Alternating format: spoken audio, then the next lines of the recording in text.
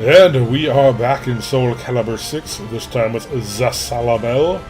No idea how he plays into the rest of the thing here. He's got one of these books in his timeline. Not sure what those are. Well, anyway, let's figure it out. Go.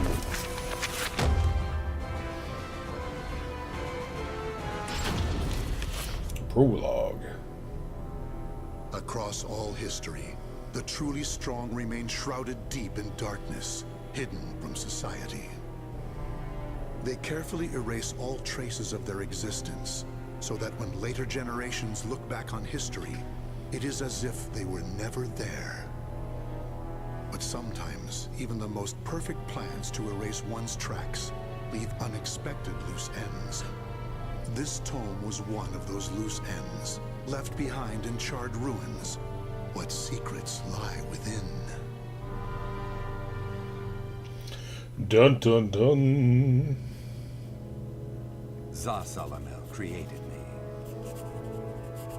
A banal way to begin a tome, but writing down one's own history in a book is strange enough to begin with. I began writing this as an indulgent pastime, so I may as well enjoy myself. Now, about the cursed sword known as Soul Edge. I intend to record its secrets in this very tome. However, I must exercise caution. A fitting end awaits all who seek the cursed sword.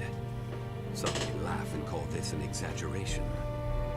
Should anyone who has held that sword ever read this tome, though, I'm certain they'll agree with me. The origin of Soul Edge is a mystery. Legend says it was once an ordinary sword, void of any power. But after fighting on countless battlefields, it gathered a great deal of negative power, until a curse fell upon it. That much is true. All who took Soul Edge in their hands became slaves to the blade, murdering until they bled their last drop of blood. That is why so few know of it, despite its appearances time and time again throughout history. Until, that is, an age-long past, when there appeared a man with a mind powerful enough to resist the sword's control. He was known as the Hero King. Is that Zasalamel? The Hero King, the dominated figures who wielded Soul Edge, the birth of Soul Calibur. In that ancient age, great change came only through war. Thus, controlling Soul Edge meant ruling the world. The Hero King, being the man he was, one could say it was inevitable that he would bring peace to this warring world. I won't record the Hero King's name here. Someday I may decide the time is right to reveal it. But that time isn't now. Ooh, It is foreshadowing. said the Hero King lost Soul Edge due to his jealous son. After the Hero King killed his son, the spirit sword Soul Calibur was born from the remnants of the cursed sword. Indeed, the cursed sword and the spirit sword both come from the very same steel. While the name Soul Edge is known to a select few, the name Soul Calibur is known to almost no one. There is a reason the spirit sword was never revealed to the world. Some say the Hero King created the spirit sword, but the truth is that the Hero King risked his life and failed. Those who would carry on the dead king's wish and perfect Soul Calibur were to come later. They were known as the Guardians of the Spirit Sword. Like a thief in the night, they took the Spirit Sword and withdrew into the dark recesses of history. They told others of the Hero King's Spirit Sword, and that they were going into hiding to both prevent Soul Calibur from being used for evil, and to prepare for the threat of Soul Edge. So basically they're like, it's mine, yoink. The king who laid his hands on the spirit sword. Oh, so that's what the Eval organization is. Something to do with The Soul Calibur. Guardians of the Spirit Sword only entrust Soul Calibur to a select few. One recent example was a king from medieval Europe. Born in Britain, the king used the Spirit Sword to rule a large swath of Europe. I'm skeptical as to whether the king ever truly existed, but assuming the tales are true, he was Is that somehow King Arthur? connected with the Guardians of the Spirit Sword, from whom he received the blade. Also, it would be reasonable to assume the king fought with the one who possessed the cursed sword and won. After the king's death, though, no one knows what happened to the Spirit Sword. Perhaps we should assume it eventually found its way back to the Guardians of the Spirit Sword. But it should be noted that their power had dwindled greatly by that time. At the same time, there were those who awaited the second coming of the king. On the eve of the king's passing, a loyal knight set forth to find the Spirit Sword and restore the crown. That was the start of the secret society known as the Eval organization. They hid themselves well for a considerably long period of time. Not even I learned of their inner workings until quite recently. Sworn to the late king, the Eval organization sought the Spirit Sword and secretly assassinated all whom they deemed outsiders. Those who were aligned with the cursed sword or did harm to humankind. A deeper look, however, reveals there was some unrest hidden below the organization's seemingly unshakable exterior.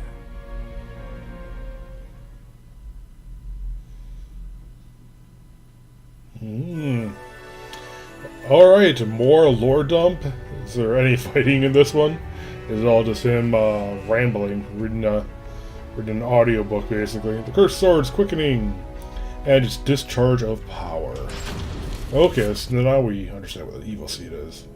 After slumbering in the shadows of history, Soul Edge was awakened by the pirate Cervantes de Leon. Cervantes attacked the ship of one who had won Soul Edge at an auction. He stole the cursed sword and became its puppet. Soul Edge changes its form depending on its wielder. When Cervantes took up the cursed sword, it transformed into 2 blades. And after nearly 30 years of slumber, it caused that terrible catastrophe. Cervantes and the cursed sword were defeated by a female warrior, and one of the blades was destroyed. Shattering without coming in contact with the Spirit Sword was a first for Soul Edge. Immediately afterwards, the evil seed occurred. The evil within Soul Edge was unleashed upon the entire world. Why did the evil seed occur? What havoc did it wreak where it landed? Not even I have any way of discerning this. But one thing Magic is certain. bullshit. Ever since that day, the cursed sword's malfested kin have been swiftly multiplying. What does it mean to be malfested? It's Needs to be a extremely hard to zombie. define, for the resulting phenomena are so varied. There are those who undergo monstrous transformations, while others look no different from ordinary humans at first glance. In addition to humans, some animals have experienced transformations as well. Common traits of the malfested include heightened fighting instincts and violent tendencies. Some become beasts, hungry only for slaughter, while others use strategy to entrap powerful foes. But they all slip into towns and cities, seeking blood under the cover of darkness. Sometime after the evil seed, the Azure Knight Nightmare appeared. Rumors said he possessed Soul Edge, and his string of indiscriminate murder seemed to agree with this. Personally, I was also interested in discovering this knight's true identity. I then received news that the Aval organization had encountered him and were defeated. It intrigued me that there seemed to be someone in their organization deeply interested in the evil seed. Was it the crazy guy? The For the Human Race guy? Ling Shengsi and the Evil Seed. Okay, that's the thing that, Sung Mina, the whatever Sung Mina's from, I think. Or not Sung Mina. The other one. While Soul Edge has appeared constantly throughout history, Soul Calibur's whereabouts are still shrouded in mystery. In time, I lost interest and gave up trying to search for any traces of it. But after resuming my search later, I found that it had been taken to a temple in the east at some point.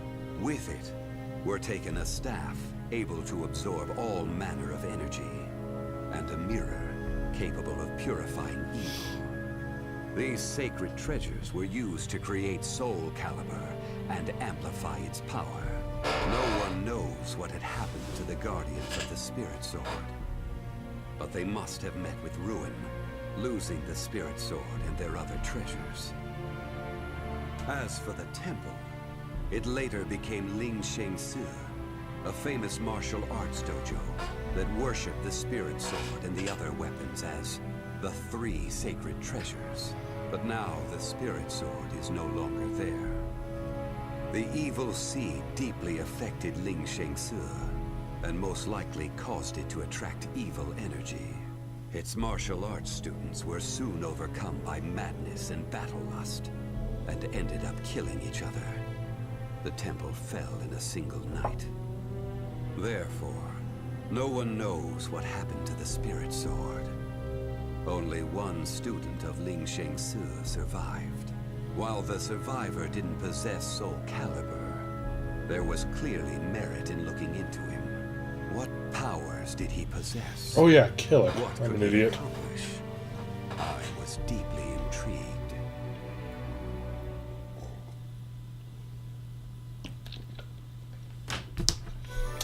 More chatty. The man whose sin would weigh forever in his heart. On his heart, whatever. I only started writing this tome as a pastime. But in order to give it a clear perspective, I must reveal my identity. I was once one of the Guardians of the Spirit Sword. The precepts of the Guardians were very strict, one of which stated no Guardian may ever touch Soul Calibur. But in my younger days, I failed to properly suppress my urges. When the others discovered my designs, they broke my arms and banished me. Amid my despair, I searched for a way to survive. What I discovered was the art of reincarnation. After a long period of training, Just gotta, I mastered the secrets. decide to take up a hobby. Lost wisdom.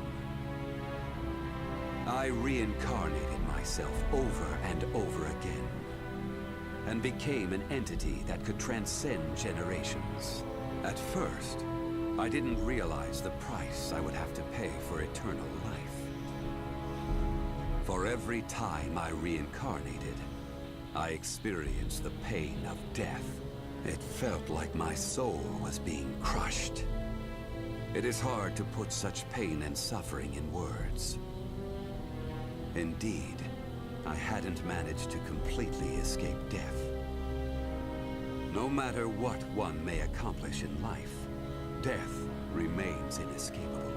My bodies have lain in countless graves, but my soul will never rest in peace. So it was that I came to yearn for the final eternal death I could never have. And such desire began to corrupt my everlasting life. Gradually, I began to seek out death itself. Has something to do with Soul Edge. How? Alright, Chapter 6, The Cursed Sword. The man who laid his hands on the cursed sword. That was 1,000 years ago. My desire for death was at its peak. That longing for true death led me to even take hold of Soul Edge. Wisdom, power, battle lust. In those days, I felt I could do anything. But when it was over, I was forced to confront just how prideful I had been. As a puppet of the cursed sword, I kept fighting to my last breath. And for what? I fought in an age of endless war that spanned the world, all to establish a certain dynasty. That is all I'll say on the matter. I've lived as every type of person. Old, young, man, woman. But I've never felt as much joy as when I wielded that power. However, not even the cursed sword could free me from the chains of samsara. And so I died, and was born again into this world.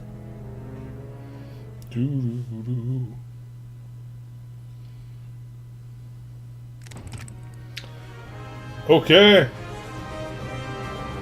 So, yeah, that kind of spans the entire thing right there. Don't know what this last one's supposed to be, but, yeah, so that was just a bunch of chatting. So, yeah, there we go. Well, last but not least is Geralt, and we will get to that next time. So, until next time, later.